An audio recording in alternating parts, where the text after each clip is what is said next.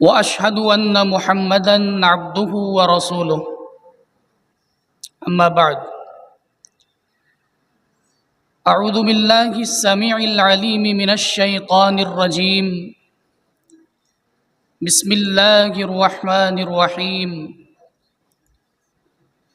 يا أيها الذين آمنوا قوا أنفسكم وأهليكم نارا وقودها الناس والحجارة عليها ملائكة غلاظ شداد لا يعصون الله ما أمرهم ويفعلون ما يؤمرون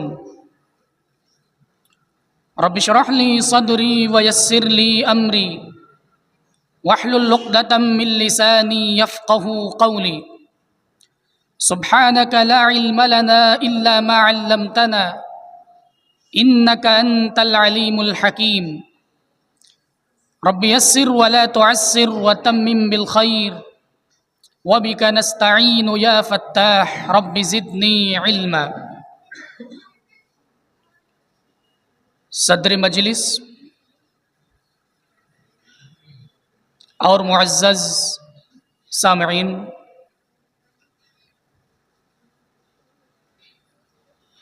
امیل و خاص کی اس مسجد عمر بن خطاب رضی اللہ تعالیٰ عنہ پر منعقد یہ تقسیم انعامات کا پروگرام ابھی آپ لوگوں نے بچوں کا مظاہرہ سماعت کیا،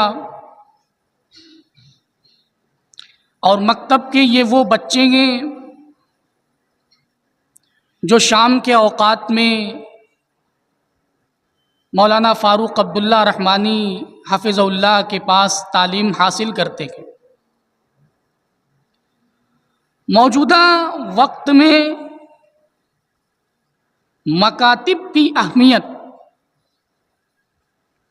یہ ایک واجبی فریضہ بن چکی ہے. آج کے اس وقت میں، آج کے اس دور میں، جہاں ہم اپنے بچوں کو ابتدا سے ہی عصری تعلیم کے حصول کے لیے اسکولوں کے اندر داخل کر دیتے ہیں، آج کے اس وقت میں جہاں ہم اپنے بچوں کو ابتدا سے ہی عصری تعلیم کے حصول کے لیے اسکولوں کے اندر داخل کر دیتے ہیں، ہمارا بچہ اس اسکول کے اندر انگریزی سیکھتا ہے، ہمارا بچہ اس اسکول میں میتھ سیکھتا ہے، ساری دنیاوی علوم و فنون کو سیکھتا ہے، لیکن دینی تعلیم سے وہ نابلد رہتا ہے. اور دینی تعلیم کے سکھانے کے لیے، دین سے آراستہ کرنے کے لیے مکاتب کا قیام موجودہ وقت کی ایک بڑی ضرورت ہے. آج اگر آپ سماج کا ایک جائزہ لیں، سوسائٹی کا ایک جائزہ لیں، سماج کے اوپر ایک نظر دوڑائیں، تو سماج کے اندر ایسے لوگ آپ کو بڑی تعداد میں ملیں گے جنہیں نماز کی پوری دعائیں نہیں یاد ہیں، جنہیں نماز پڑھنے کا طریقہ نہیں معلوم، جنہیں نماز جنازہ کی دعائیں نہیں معلوم گے. اور یہ اس وجہ سے کیونکہ وہ مکتب کی تعلیم سے محروم تھے. انہوں نے ابتدا میں عصری تعلیم حاصل کی، اسکولوں کے اندر تعلیم حاصل کیا، اور پھر اس کے بعد انہوں نے دینی تعلیم کے اوپر کوئی توجہ نہیں دی. آج حالت یہ کہ نماز کی دعائیں انہیں یاد نہیں، نماز جنازہ کا طریقہ نہیں معلوم، نماز جنازہ کی دعائیں یاد نہیں. موجودہ وقت میں دین کا سیکھنا، دینی تعلیم کا حاصل کرنا یہ ایک واجبی فریضہ ہے. کم سے کم اتنا علم دین سیکھنا کہ آپ نماز صحیح طریقے سے پڑھ سکیں، آپ کو علوم کا، آپ کو شرعی طریقہ کم سے کم اتنا معلوم ہونا چاہیے کہ آپ صحیح طریقے سے غسل کر سکیں، صحیح طریقے سے وضو کر سکیں. اللہ کے نبی صلی اللہ علیہ وسلم کا فرمان ہے، سنن ابن ماجہ کی روایت، طلب العلم فریضۃ علی کل مسلم، کہ علم کا حاصل کرنا ہر مسلمان مرد و عورت پر فرض ہے. یعنی اتنا علم دین سیکھنا کہ آپ صحیح طریقے سے اپنی زندگی گزار سکیں، اتنا علم سیکھنا ہر مسلمان کے اوپر فرض ہے. اور علم دین سیکھنے والے کے اوپر، علم دین سیکھنے والے کے لیے اللہ تبارک و تعالی جنت کے راستے آسان کر دیتا ہے. صحیح مسلم کی روایت کے اندر آتا ہے، اللہ کے نبی صلی اللہ علیہ وسلم ارشاد فرما رہے ہیں کہ من سلک طریقہ یلتمس فیہ علما، کہ جو شخص علم کے حصول کے لیے کسی راستے پر چلتا ہے اللہ تبارک و تعالی سہل اللہ لہ بہ طریقا الی الجنہ، اللہ تعالیٰ اس کے لیے جنت کے راستے کو آسان کر دیتا ہے، اللہ تبارک و تعالیٰ اس کے لیے جنت کی راہ کو آسان کر دیتا ہے۔ اور علم ایک ایسی چیز ہے جس کے ذریعے انسان اپنے سماج کے اندر دوسرے لوگوں پر فوقیت لے جاتا ہے۔ علم ہی کی وجہ سے اللہ تعالیٰ نے حضرت آدم علیہ السلام کو فرشتوں کے اوپر فوقیت عطا کی۔ اللہ تعالیٰ نے آدم علیہ السلام کو اسماء سکھلائی، وعلم آدم الاسماء کلہا ثم عرضہم علی الملائکہ، اللہ تعالیٰ نے حضرت آدم علیہ السلام کو کچھ نام سکھلائے اور پھر اس کے بعد انہیں فرشتوں کے سامنے پیش کیا اور کہا ثم عرضہم علی الملائکہ فقال انبئونی باسمائی ہؤلاء ان کنتم صادقین، اے فرشتوں مجھے تم ان ناموں کے بارے میں بتاؤ۔ تو فرشتوں نے اپنی بے بضاعتی کا اظہار کیا، فرشتوں نے اپنی کم علمی کا اعتراف کیا اور کہنے لگے کہ سبحانک لا علم لنا الا ما علمتنا، کہ پروردگارا تیری ذات تمام قسم کے عیوب سے پاک ہے، لا علم لنا الا ما علمتنا، ہمارے پاس صرف اتنا ہی علم ہے جتنا اے اللہ تو نے ہمیں سکھایا ہے، انک انت العلیم الحکیم، تو جاننے والا اور حکیم ہے، تو حکمتوں والا ہے۔ پھر اللہ تعالیٰ نے حضرت آدم علیہ السلام سے کہا یا آدم انبئہم باسمائہم، اے آدم تم ان اسماء کے بارے میں انہیں خبر دو، ان کے بارے میں انہیں بتاؤ۔ حضرت آدم علیہ السلام نے وہ اسماء جو اللہ تبارک و تعالیٰ نے انہیں سکھائے تھے ان کے سامنے ذکر کیے۔ اللہ تبارک و تعالیٰ نے اسی علم کی وجہ سے حضرت آدم علیہ السلام کو فرشتوں کے اوپر فوقیت دی۔ اور علم سیکھنے کے لیے اگر کوئی شخص مسجد میں آتا ہے، علم کے سیکھنے کے ارادے سے اگر کوئی مسجد میں آتا ہے، اللہ کے نبی صلی اللہ علیہ وسلم کا فرمان کے امام طبرانی علیہ الرحمہ اس حدیث کو روایت کرتے ہیں اور علامہ البانی نے اس حدیث کو صحیح کہا ہے۔ اللہ کے نبی فرماتے ہیں من غدا الی المسجد، کہ جو شخص مسجد جاتا ہے کس لیے؟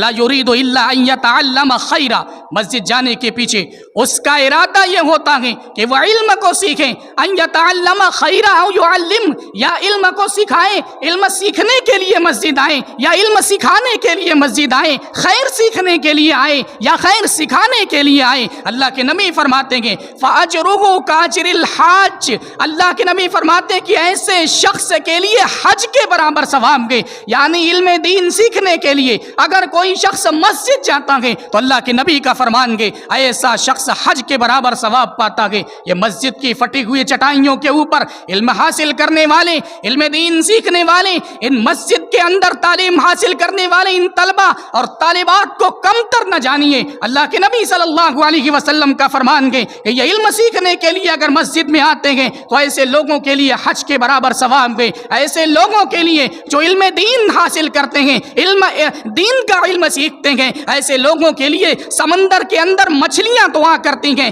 ایسے لوگوں کے لیے اللہ تبارک و تعالیٰ کی رحمت کے فرشتے اپنے بازوؤں کو بچھاتے ہیں۔ علم دین کے سیکھنے والے کے لیے اللہ تبارک و تعالیٰ کی جانب سے انعام و اکرام کے بارش کی جاتی ہے، اللہ تبارک و تعالیٰ کی جانب سے دین حاصل کرنے والے کے لیے، علم دین کے سیکھنے والے کے اوپر اللہ تعالیٰ کی جانب سے خصوصی انعام نازل کیا جاتا ہے۔ مگر بڑے افسوس کا مقام ہے، مگر بڑے افسوس کی بات ہے آج ہمارے سماج کے اندر علم دین کے سیکھنے کا کوئی انتظام نہیں۔ آج اگر شام کے وقت کسی مسجد میں مکتب قائم کر دیا جائے، بڑے مختصر سی تعداد میں، بڑے ہی کم تعداد میں بچے علم دین کے سیکھنے کے لیے آتے ہیں۔ آج ہم اپنے بچے کو عصری تعلیم حاصل کرنے کے لیے، آج ہم اپنے بچے کو دنیاوی تعلیم سکھلانے کے لیے باقاعدہ نہلاتے ہیں، دھلاتے ہیں، اسے اسکول پہنچاتے ہیں، لیکن علم دین کے سیکھنے کے لیے، علم دین کے سکھانے کے لیے ہماری طرف سے کوئی کوشش نہیں کی جاتی، ہماری طرف سے اس مسئلے میں کوئی بھی پہل نہیں کی جا رہی ہے۔ یہ بڑی افسوس کا مقام ہے۔ آج ہمارے سماج کا ایک بڑا المیہ یہ ہے کہ آج ہمارے سماج کے اندر علم دین کے سیکھنے والے تعداد دن بدن کم ہوتے جا رہے ہیں۔ آج ہم نے علم کو معاش سے جوڑ رکھا ہے۔ آج ہم یہ سوچتے ہیں کہ ہمارا بچہ دینی تعلیم حاصل کرے گا تو کیا کمائے گا، آج ہم سوچتے ہیں ہمارا بچہ علم دین سیکھے گا تو کھائے گا کیسے؟ ہم نے علم کو معاش سے جوڑ رکھا ہے، اور اسی لیے ہم اپنے بچوں کو اسکولوں کے اندر داخل کرتے ہیں، کانوینٹ اسکولوں کے اندر ہم اپنے بچوں کا داخلہ کراتے ہیں۔ عصری تعلیم حاصل کرنا منع نہیں ہے، اسکولوں کے اندر تعلیم حاصل کرنا منع نہیں ہے۔ اگر اسکولی تعلیم دور حاضر کا تقاضا ہے تو پھر اسکولی تعلیم حاصل کرنا آپ کے اوپر واجب ہے، لیکن دینی تعلیم کا بھول جانا اور دین سے نابلد رکھنا یہ بہت بڑی بیوقوفی کی بات ہے، یہ بڑی بدقسمتی کی بات ہے۔ کم سے کم آپ کو اتنا علم دین، آپ کو کم سے کم اتنا دین کا علم ہونا چاہیے کہ آپ صحیح طریقے سے نماز پڑھ سکیں۔ آپ کو کم سے کم اتنا تو دین کا علم ہونا چاہیے کہ آپ صحیح طریقے سے غسل جنابت کر سکیں، آپ کو غسل کا طریقہ معلوم ہو، آپ کو وضو کا طریقہ معلوم ہو۔ آج ہمارے سماج کے اندر بہت سارے نوجوان ایسے بھی ملیں گے آپ کو جنہیں غسل کرنے کا طریقہ نہیں معلوم، جنہیں یہی نہیں معلوم ہے کہ غسل جنابت کب واجب ہوتا ہے، ہمیں غسل جنابت کب کرنا ہے، غسل جنابت کا طریقہ کیا ہے، اور وہ اسی طریقے سے نمازیں پڑھ رہے ہیں۔ یہ ہمارے سماج کا ایک بہت بڑا المیہ ہے اور یہ علم دین سے دوری کا نتیجہ ہے۔ آج ہمیں اپنے بچوں کو دین سکھانا ہوگا۔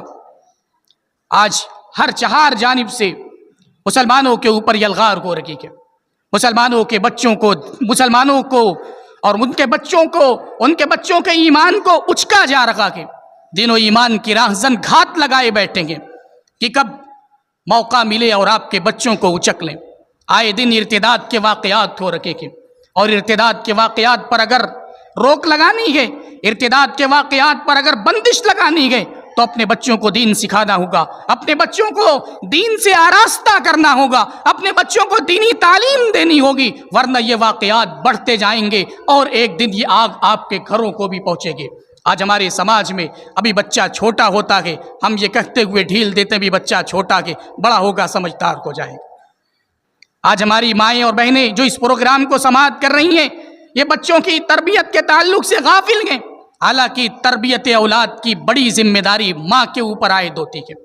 اولاد کی تربیت میں ماں کا کتنا عمل دخل ہے، اس کا اندازہ اس حدیث سے لگائیے کہ اللہ کے نبی صلی اللہ علیہ وسلم نے انتخاب رشتہ کے وقت، رشتے کے انتخاب کے وقت جب کوئی شخص اپنے لیے بیوی کا انتخاب کرتا ہے، اسی وقت یہ معیار بتلا دیا کہ وہ مال و دولت کے بجائے، خوبصورتی کے بجائے وہ نیک بیوی کا انتخاب کرے، نیک بیوی کا، نیک عورت کا انتخاب کرے۔ کیوں نیک عورت کا انتخاب کرے؟ تاکہ اس کی گھریلو زندگی سکون سے گزرے اور نیک اور صالحہ عورت کی گود اولاد صالح کا گہوارہ بنے۔ وہ نیک عورت بہترین بچوں کی تربیت کرے، اپنے بچوں کو دین سکھائے۔ اللہ کے نبی صلی اللہ علیہ وسلم کا فرمان کہ تنکح المرأۃ لاربع، کہ کسی عورت سے شادی 4 وصف کی بنا پر کی جاتی ہے۔ لمالها، یا تو اس کے مال کی بنا پر، یعنی کسی عورت سے شادی اس کی مالداری کی بنا پر کی جاتی ہے۔ ولجمالها، یا پھر کسی عورت سے شادی اس کی خوبصورتی، اس کے حسن و جمال، اس کے بیوٹیفل ہونے کی بنا پر کی جاتی ہے۔ ولحسبها، یا پھر کسی عورت سے شادی اس کے اعلیٰ خاندان سے تعلق کی بنا پر، اعلیٰ حسب نسب کی بنا پر کی جاتی ہے۔ اور چوتھی چیز اللہ کے نبی نے بیان کی ولدینها، یا پھر کسی عورت سے شادی اس کی دینداری کی بنا پر کی جاتی ہے۔ اللہ کے نبی صلی اللہ علیہ وسلم نے فرمایا فاظفر بذات الدین، تم لوگ دینداری کو ترجیح دو، دین و اخلاق والی عورت کا انتخاب کرو۔ کیوں دین و اخلاق والی عورت کا انتخاب؟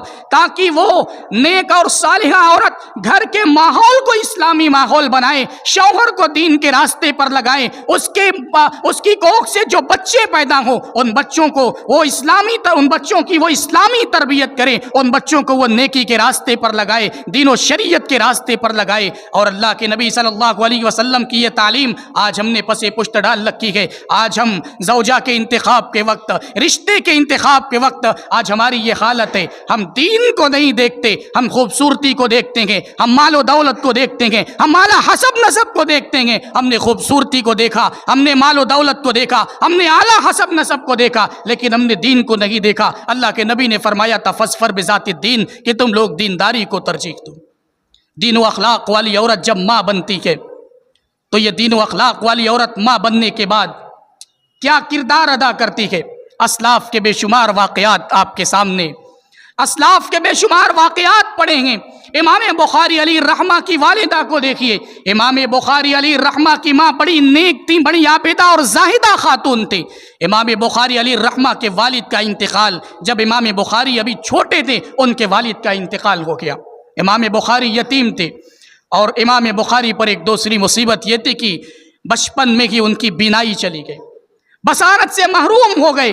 ان کی ماں بڑی نیک خاتون تھی، بڑی عابدہ زاہدہ خاتون تھی، راتوں کو اٹھ کر اللہ تعالیٰ سے دعا کرتی، اللہ تعالیٰ کے سامنے رو رو کر گڑ گڑا کر اللہ تعالیٰ سے دعا کرتی، فریاد کرتی۔ ایک دن اللہ تبارک و تعالیٰ کی جانب سے حضرت ابراہیم علیہ السلام ان کے خواب میں آئے۔ حضرت ابراہیم ایک دن ان کے خواب میں آئے اور بشارت دی کہ اللہ تعالیٰ نے تمہارے بچے کی بینائی کو لوٹا دی گئے۔ حضرت امام بخاری کی ماں نے جب صبح اٹھ کر امام بخاری کو دیکھا تو واقعی اللہ تبارک و تعالیٰ کی جانب سے ان کی بینائی لوٹا دی گئی تھی، اور بینائی بھی ایسی لوٹائی گئی کہ امام بخاری علیہ الرحمہ نے چاندنی رات میں تاریخ کبیر کا مسودہ لکھا۔ یہ اللہ تبارک و تعالیٰ کی جانب سے امام بخاری پر بڑا انعام تھا۔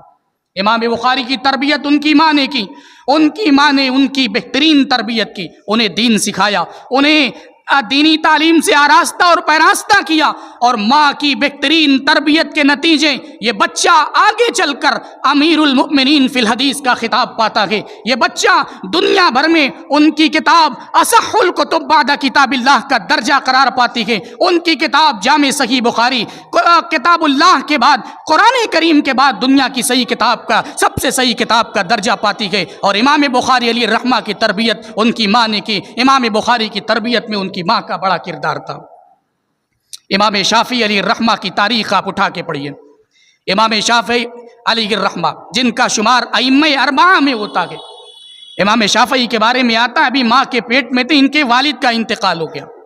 امام شافعی ماں کے پیٹ میں تھے، والد کا انتقال ہو گیا۔ بعض روایتوں کے اندر آتا ہے کہ امام شافعی ابھی چھوٹے تھے، بہت ہی چھوٹے تھے، کچھ مہینے کے تھے کہ ان کی باپ کا انتقال ہو گیا۔ 2 سال کے تھے، ان کی ماں انہیں لے کر مکہ آتی ہیں۔ باپ کا سایہ سر سے اٹھ گیا آگے، معاشی مشکلات تھیں، لیکن امام شافعی کی ماں نے امام شافعی کی بڑی بہترین تربیت کی۔ 7 سال کی عمر میں امام شافعی علیہ الرحمہ حافظ قرآن ہو گئے۔ 10 سال کی عمر تھی، امام شافعی علیہ الرحمہ موطا امام مالک کے حافظ بن گئے۔ حدیث کی کتاب موطا امام مالک کے حافظ 10 سال کی عمر میں امام شافعی علیہ الرحمہ بن گئے، اور 15 سال کی عمر میں امام شافعی علیہ الرحمہ نے باقاعدہ فتویٰ دینا شروع کر دیا۔ امام شافعی علیہ الرحمہ بیان کرتے ہیں کہ یمن کا سفر کرنا تھا، بڑی مشکلات کا زمانہ تھا، بڑی تنگی کا زمانہ تھا۔ یمن کا سفر طے کرنا کہ پاس میں کوئی پیسہ نہیں، کوئی روپیہ نہیں، پاس میں کوئی ایسا سامان بھی نہیں جسے رہن رکھا جائے۔ میں نے اپنے والدہ کی چادر کو گروی رکھ کر 16 دینار قرض لیا، اور پھر اس کے بعد میں نے یمن کا سفر کیا۔ اور یمن کا یہ سفر کس لیے کیا گیا تھا؟ علم کی جستجو کے لیے، علم حدیث کی جستجو کے لیے امام شافعی علیہ الرحمہ نے یمن کا سفر کیا۔ امام شافعی کی تربیت ان کی ماں نے کی، ان کی ماں نے بڑی بہترین تربیت کی۔ وہ خود جگہ جگہ بیان کرتے ہیں، بے شمار ان کے اقوال ان کی والدہ کے تعلق سے ملتے ہیں کہ میری ماں ہمیشہ مجھے امانت داری کی، دیانت داری کی تلقین کیا کرتی تھی، میری ماں مجھے ہمیشہ دین کی تعلیم دیا کرتی تھی، میری ماں مجھے حدیث کے سیکھنے کی ترغیب دلایا کرتی تھی۔ ماں کی بہترین تربیت کا یہ نتیجہ تھا کہ وہ بچہ جو یتیمی کی حالت میں دنیا میں آنکھ کھولتا ہے، وہ بچہ آگے چل کر ائمہ اربعہ میں اس کا شمار ہوتا ہے، وہ بچہ دنیا بھر میں آگے چل کر اپنا ایک بڑا نام بناتا ہے۔ آپ کسی بھی بڑے شخص کی تاریخ اٹھا کر پڑھیں، اس کی تاریخ پڑھنے کے پیچھے آپ کو ایک راز ضرور ملے گا کہ اس کی تربیت کے پیچھے اس کی ماں کا بڑا ہاتھ تھا۔ آج کی مائیں اپنے بچوں کی تربیت سے غافل ہیں۔ بچہ ذرا سا پریشان کرتا ہے، بچے کے ہاتھ میں ہم موبائل تھما دیتے، بچہ موبائل میں مست ہو گیا، ماں اپنے کام میں مگن گئی۔ یہ بچوں کی تربیت نہیں ہے۔ بچوں کو دین سکھانا کہ تو انہیں اپنے سے قریب کیجیے، اپنے آپ کو دین کا پابند بنائیے۔ بچہ نماز نہیں پڑھتا، پہلے آپ اپنے آپ کو نماز کا پابند بنائیے، اور پھر اس کے بعد اپنے بچوں کو نماز کی پابندی کی تلقین کیجیے۔ امام احمد بن حنبل علیہ الرحمہ کے بارے میں آتا ہے، وہ خود کہتے ہیں میں 10 سال کا تھا، میری ماں مجھے نماز فجر کے لیے بیدار کرتی۔ بغداد کا وہ ٹھنڈی کا زمانہ، میری ماں میرے لیے گرم پانی کا انتظام کرتی، اور پھر مجھے باقاعدہ وضو کراتی، اور وضو کرانے کے بعد چادر لیتی اور مجھے مسجد چھوڑنے کے لیے جاتی تھی۔ امام احمد بن حنبل، ان کی ماں کی تربیت تھی، ان کی ماں کی بہترین تربیت تھی. امام احمد بن حنبل آگے چل کر دنیا بھر میں اپنا نام بناتے ہیں, دنیا آج انہیں جانتی ہے. امام احمد بن حنبل کی تربیت کے پیچھے بھی ان کی ماں کا بڑا ہاتھ تھا. آپ نے ایک نام سنا ہوگا, شیخ عبد القادر جیلانی. شیخ عبد القادر جیلانی کی تربیت بھی ان کی ماں نے کی تھی.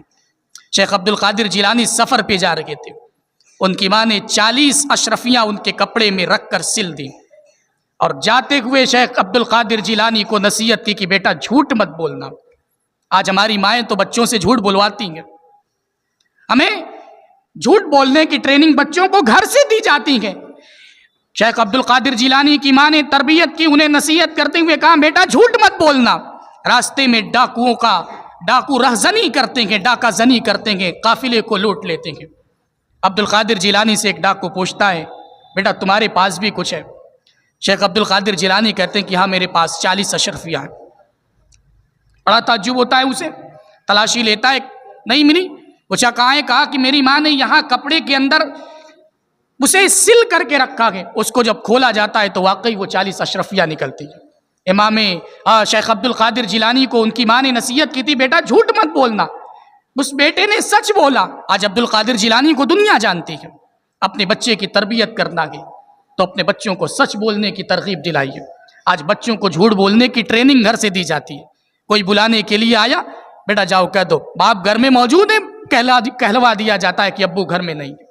چھوٹی چھوٹی چیزیں ہیں, ہم ان کا بہت خیال نہیں کرتے. ہم سوچتے ہیں کہ یہ چھوٹی چیزیں ہیں, حالانکہ ہم انہی ابتدائی چیزوں کے ذریعے اپنے بچوں کو غلط کاموں کا پابند بنا رکھیں گے. اپنے بچوں کے ذہنوں میں ہم غلط چیزیں ڈال رکھیں گے. تاریخ اسلام اٹھا کر دیکھیے, ماں کی تربیت پر بے شمار واقعات آپ کو ملیں گے. اللہ کے نبی صلی اللہ علیہ وسلم کی پھوپھی حضرت صفیہ رضی اللہ تعالیٰ عنہ اپنے بیٹے کی تربیت کرتی ہیں. حضرت زبیر بن عوام جنہیں حواری رسول کہا جاتا ہے, حضرت زبیر بن عوام رضی اللہ تعالیٰ عنہ کی اللہ کے نبی صلی اللہ علیہ وسلم کے پھوپھی زاد بھائی تھے. ان کی ماں بڑی بہترین ان کی تربیت کرتی ہے, ان سے محنت کا مشقت کا کام کراتی تھی. ان کے والد کا انتقال ہو گیا تھا, انہیں سخت کاموں کا پابند بناتی تھی. لوگوں نے کہا صفیہ تم اسے مار ڈالو گی. کہا کہ میں اس کے ساتھ اس لیے سختی نہیں کرتی کہ تاکہ میں اس سے نفرت کرتی ہوں یا میں اسے مارنا چاہتی ہوں, بلکہ میں اسے سختی اس لیے کرتی ہوں تاکہ یہ سختیوں کا پابند بنے, اسے سختیوں کے جھیلنے کی عادت بن جائے, یہ بڑا ہو کر جنگجو بنے اور دشمنوں سے مال غنیمت کو چھین کر کے لائے. یہی حضرت زبیر بن عوام جن کی تربیت اور جن کی پرورش ان کی ماں نے اس طریقے سے کی تھی. 16 سال کی عمر کے تھے, مکہ کے اندر افواہ اڑی کہ اللہ کے نبی کو کافروں نے گرفتار کر لیا. کہ 16 سال کا یہ بچہ اپنی تلوار میان سے باہر نکال کر مکہ کی گلیوں میں گھومتا گئے کہ آخر اللہ کے نبی کو کس نے گرفتار کیا گئے. اور تاریخ اسلام کے اندر یہ پہلی تلوار تھی جو کسی بچے نے اپنے میان سے باہر نکالی, اور یہ اس بچے نے اپنے میان سے باہر نکالی تھی جس بچے کی تربیت اس کی ماں نے کی تھی. اسلامی تاریخ میں اس قسم کے بے شمار واقعات آپ کو ملیں گے جہاں ماں کی تربیت ایک بچے کو اعلیٰ بنانے میں بڑا کردار ادا کر رہی ہے. موجودہ وقت میں آج مائیں بچوں کی تربیت سے غافل ہیں. اذان ہوتی ہے, مؤذن پکار لگاتا ہے, ماں گھر میں سیریل دیکھنے میں مصروف ہے, ماں گھر میں کام کاج میں مصروف ہے. بیٹا گھر میں کام کر رہا, نہ ماں کو توفیق ہوتی کہ نماز کی, نہ وہ بچوں کو نماز کا پابند بناتی. اسلاف کا وہ واقعہ, امام احمد بن حنبل کا وہ واقعہ دیکھیے. فجر کے وقت ماں بیدار کرتی ہیں, وضو کراتی ہیں, گرم پانی کا انتظام کرتی ہے, مسجد چھوڑنے کے لیے جاتی ہے. آج ہمارے لیے ساری سویدھائیں موجود ہیں, اس کے باوجود ہم اپنے بچوں کی تربیت سے غافل ہیں. حالات چاہے جتنی مشکل کیوں نہ ہو جائے, حالات چاہیں آپ کے کتنے مخالف کیوں نہ ہو جائیں, اولاد کی تربیت بہترین ہر حال میں کرنی ہے. حضرت ام سلیم ایک بہترین مثال ہے. حضرت ام سلیم رضی اللہ تعالی عنہ کا شوہر کافر تھا. حضرت ام سلیم مسلمان تھی, اپنے بیٹے کو کلمہ پڑھاتی, لا الہ الا اللہ پڑھاتی تو شوہر ناراض ہوتا, کہتا تم میرے بیٹے کو خراب کر رہی ہو. حضرت ام سلیم کہتی میں اپنے بیٹے کو خراب نہیں کر رہی ہوں, میں اپنے بیٹے کو دین سکھا رہی ہوں, اپنے بیٹے کو سنوار رہی ہوں, اپنے بیٹے کو اچھا بنا رہی ہوں. حالات سازگار نہیں تھے, شوہر مخالف ہے, لیکن پھر بھی بیوی نے بچے کو دین سکھایا. بیوی نے بچے کو دین سکھایا، دینی تعلیم سے آراستہ کیا، اور ایک ماں جب اپنے بچے کو دین سکھاتی ہے تو یہ بچہ آگے چل کر پوری قوم کے لیے، پوری ملت کے لیے ایک مثال بنتا ہے۔ لیکن یہی بچہ جب غلطیاں کرتا ہے، جب برا کام کرتا ہے، تو لوگ اس برائی کو اس کی ماں کی طرف بھی، اس کے باپ کی طرف بھی منسوب کرتے ہیں۔ حضرت مریم علیہ السلام کو اللہ تبارک و تعالیٰ نے جب لفظ کن کے ذریعے اولاد سے نوازا، شادی نہیں ہوئی ہے، اللہ تعالیٰ نے حضرت عیسیٰ علیہ السلام کو لفظ کن کے ذریعے پیدا کیا۔ حضرت مریم علیہ السلام اپنے بیٹے حضرت عیسیٰ کو لے کر قوم کے پاس آتی ہیں، فَأَتَتْ بِهِ قَوْمَهَا تَحْمِلُهُ۔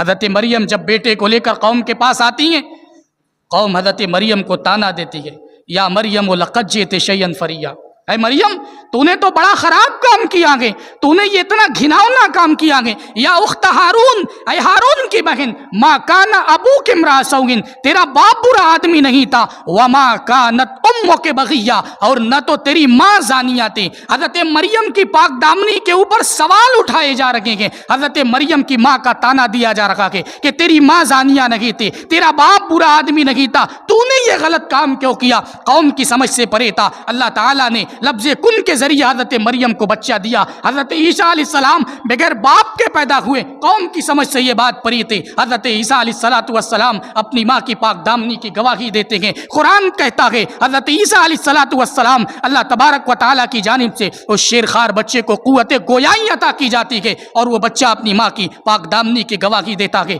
کہتا ہے انی عبداللہ، میں اللہ کا بندہ ہوں، آتانی الکتاب وجعلنی نبیہ، مجھے کتاب عطا کی گئی ہے اور مجھے نبی بنایا گیا ہے۔ یہ ایک ماں کے اوپر سب سے پہلا الزام آیا کہ تیری ماں تو غلط نہیں تھی، تیری ماں نے ایسا نہیں کیا تھا، پھر تو نے ایسا کیوں کیا؟ یعنی اس سے معلوم ہوا کہ ماں کا اثر بچے کے اوپر پڑتا ہے۔ ماں اگر نیک ہوگی بچہ نیک ہوگا، ماں اگر بدکار ہوگی، ماں اگر غلط کام کرنے والی ہوگی، ماں اگر نمازوں کی بھاجنے والی ہوگی، ماں اگر دینی علوم سے ناواقف ہوگی، دین سے بیزار رکھنے والی ہوگی، تو بچوں کے اوپر بھی فرق پڑنے والا ہے، بچے بھی دین بیزار ہوں گے، بچے بھی دین سے دور بھاگنے والے ہوں گے۔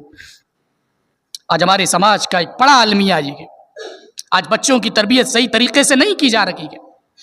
ابھی صبح اسکول جانا ہو، 7 بجے کا اسکول ہو، وہی ماں 6 بجے بچے کو جگاتی ہے، نہلاتی ہے، دھلاتی ہے، ڈریس پہناتی ہے، شوہر کو مجبور کرتی ہے کہ وہ اسے اسکول لے جا کر چھوڑے۔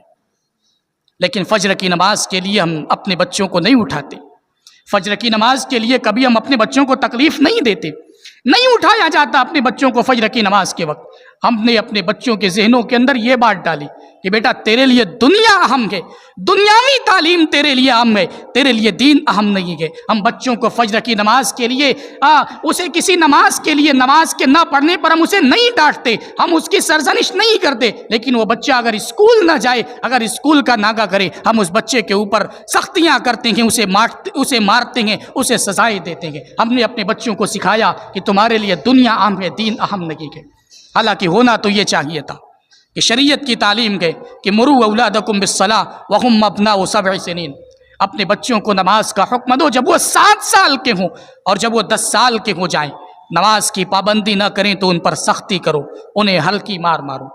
یہ شریعت کا قانون ہے، یہ شریعت نے آپ کو حکم دیا ہے کہ اپنے بچوں کو نماز کا پابند اس وقت بناؤ جبکہ وہ بچہ 7 سال کا ہو۔ 7 سال سے ہی بچوں کو نماز کا پابند بنانے کی کوشش کیجیے، انہیں اپنے ساتھ مسجد لائیے، انہیں دعائیں یاد کرائیے۔ آج حالت یہ کہ بہت ساری ماؤں کو ہی نماز کی دعائیں نہیں یاد، بہت ساری مائیں ایسی ہیں جنہیں نماز پڑھنے کا طریقہ نہیں آتا، وہ کہاں سے اپنے بچوں کو دین سکھائیں گے، وہ کہاں سے اپنے بچوں کو دینی تعلیم سے آراستہ کریں گے۔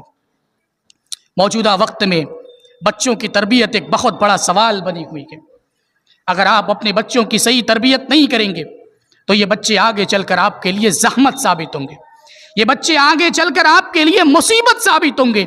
اللہ کے نبی صلی اللہ علیہ وسلم کا فرمان ہے کلکم راعٍ وکلکم مسئول عن رعیتہ، کہ تم میں ہر شخص ذمہ دار ہے اور روز قیامت اس سے اس کی ذمہ داریوں کے بارے میں سوال کیا جائے گا۔ اللہ کے نبی نے فرمایا والرجل راع فی اہلہ وہو مسئول عن رعیتہ، آدمی اپنے گھر کا ذمہ دار ہے اور روز قیامت اس سے اس کی ذمہ داریوں کے بارے میں پوچھا جائے گا۔ والمرأة راعیۃ فی بیت زوجہا وہی مسئولۃ عن رعیتہا، اور عورت اپنے شوہر کے گھر کی ذمہ دار ہے اور روز قیامت اس سے بھی اس کی ذمہ داریوں کے بارے میں پوچھا جائے گا۔ عورت اپنے شوہر کے گھر کی ذمہ دار ہے، اس سے اس کی ذمہ داریوں کے بارے میں سوال کیا جائے گا کہ یہ بچے تیری ماتحتی میں تھے، یہ گھر تیری ماتحتی میں تھا، تو نے اس گھر کو دیندار کیوں نہیں بنایا، تو نے ان بچوں کو دیندار کیوں نہیں بنایا۔ اور اگر آپ اپنے بچوں کو دیندار بناتے ہیں، اگر آپ اپنے بچوں کو دین سکھاتے ہیں، دینی تعلیم سے آراستہ کرتے ہیں، تو یہ بچے آپ کے حق میں رحمت ثابت ہوں گے، یہ بچے آپ کے حق میں بڑی نعمت ثابت ہوں گے۔ ابن ماجہ کی روایت کے اندر آتا ہے کہ ابن آدم کے درجات بلند کیے جاتے ہیں، تو وہ پوچھتا ہے کہ ایسا کیوں کر ہوا، تو بتایا جاتا ہے کہ تمہارے بچوں کے تمہارے حق میں دعائے مغفرت کرنے کی وجہ سے ہوا۔ اور بچہ وہی آپ کے حق میں دعائے مغفرت کر سکتا جو بچہ دینی تعلیم سے آراستہ ہوگا، جس بچے کو آپ نے دین سکھایا ہوگا، وہی بچہ آپ کے حق میں دعائے مغفرت کر سکتا ہے، وہی بچہ آپ کے حق میں دعا کر سکتا ہے۔ آج آپ اپنے بچوں کو صرف دینی دنیاوی تعلیم کے لیے زور دے رہے ہیں۔ آپ کا بچہ اسکول میں جا رہا ہے، آپ کا بچہ اسکول میں جا کر ڈانس کرتا ہے، آپ کو فرق نہیں پڑ رہا، آپ بڑی خوشی خوشی لوگوں کو دکھاتے ہمارا بچہ بڑا اچھا ڈانس کرتا ہے۔ آپ کا بچہ اسکول فنکشن میں ڈانس کر رہا ہے، گانے گا رہا ہے، آپ خوش ہو رہے ہیں، ہمارا بچہ گانا گا رہا ہے، ہمارا بچہ بڑا اچھا گانا گاتا ہے۔ آپ مہمانوں کو دکھلاتے ہیں ہماری بچی بڑا اچھا ڈانس کر رہی ہے، ہماری بچی بڑا اچھا گانا گا رہی ہے۔ شریعت کی یہ تعلیم نہیں ہے۔ آپ اپنے بچوں کو دین سکھائیے۔ آپ اگر اپنے بچوں کو ابتدا سے ہی گانے پر روک نہیں لگائیں گے، آپ اپنے بچوں کو یہ ناچ گانے والی اسکولوں میں اگر داخل کریں گے، ناچ گانے والی اسکولوں کے اندر جانے پر اگر آپ پابندیاں نہیں لگائیں گے، انہیں ایسے ہی آزادیاں دیں گے، تو یہ بچے آگے چل کر ٹک ٹاک پر ناچنے والی ویڈیوز بنائیں گے، انسٹاگرام پر یہ ریلز بنا کر شیئر کریں گے، اور پھر اس کے بعد آپ کفے افسوس ملتے رہ جائیں گے، کیونکہ ابتدا میں ڈھیل آپ نے دی تھی، آپ نے انہیں اس بات کی اجازت دی تھی کہ آپ وہ کھلے طور پر آزادانہ طور پر چاہیے جو کام کریں۔ تربیت بڑے ہو کر نہیں کی جاتی ہے، تربیت اس وقت کی جاتی ہے جب بچہ ابھی چھوٹا ہو۔ تربیت کی تعریف کی گئی ہے تبلیغ الشیء الی کمالہ شیئا فشیئا، کہ کسی چیز کو اس کے درجہ کمال تک دھیرے دھیرے پہنچانا۔ اللہ کے نبی صلی اللہ علیہ وسلم کے سامنے ایک صحابی آتے ہیں، چھوٹا بچہ ہے، اللہ کے نبی کے سامنے کھانے کی کوئی چیز لائی جاتی ہے، وہ بچہ کھانے کے پلیٹ میں اپنا ہاتھ ڈالتا ہے، کھانے کے دوران اس کا ہاتھ پلیٹ میں ادھر ادھر جا رہا ہے۔